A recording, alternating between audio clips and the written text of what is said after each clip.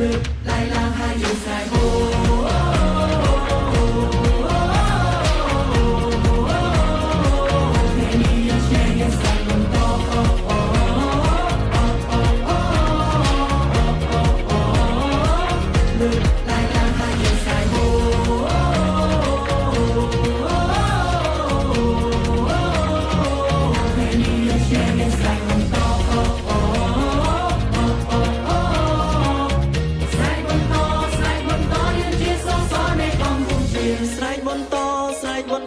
ជាសសកម្ពុជាខ្មែរតែមួយយើងលើកស្ទួយយើងត្រូវតែជួយគ្នា